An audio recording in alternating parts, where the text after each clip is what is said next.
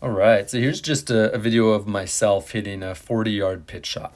Okay, and I just wanted to kind of show just a couple things in setup and some lateral force that I'd like to see with players in chipping and pitching. So first thing we're going to do is I'm going to hop into the pressure and our setup here.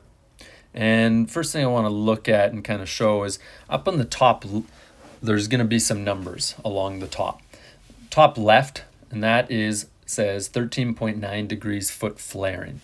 And that's just that left foot just turned out a bit, right? Flared open a bit so that I like that sensation, so it allows my body to feel like it can turn through the shot. Far too often, way too many golfers don't turn the body well through the shot on chips and pitches, and they're very armsy. They hit a lot of chunky and thin shots. And then if we go over to the stance width right beside that, 12.5 inches, we kind of look at my setup here, right? I like to see those ankles to be below the hip bones, all right? And that's just a wide enough spot for me that I feel nice and balanced, stable, because as we're going to show, there is some forces going through the ground. Even though they're not high, there are some forces that are going to be going through the ground. And if I have those feet together, well, then I'm not going to be very balanced. I'm not going to be able to use my body very well and use the ground well. And then over a couple more, it says 7 degrees open with stance alignment.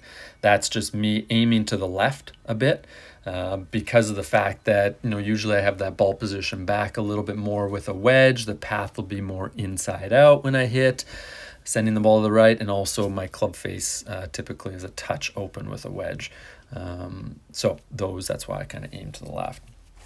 So if we kind of jump over here and look at this from a force standpoint, really the one thing I just wanted to show here is that as I'm starting the downswing, you're going to see that red arrow start to lean to the left side here.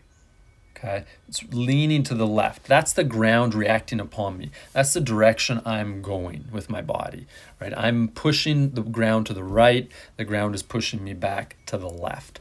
All right, so I am getting some lateral motion to my left. Then we'll see my left foot, that blue arrow, really start to push, and it's starting to push back on an angle to the right. That's breaking me. That's stopping my lateral motion so that I can just finish off my turn and get up into a nice finish. We kind of look at it from this angle here.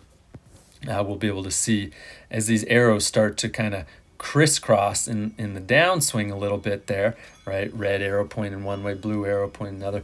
That's our anterior posterior forces, which is really getting us rotation. Just a cool way of kind of looking at that. And then last thing, looking at the lateral force just out of the left and right foot, is that red line's going up.